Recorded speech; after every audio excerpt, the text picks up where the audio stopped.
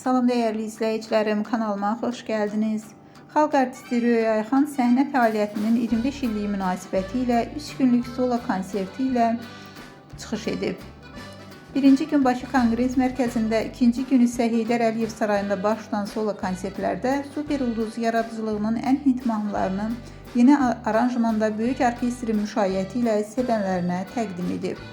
Konsertdən maraqlı görüntüləri təqdim edirik.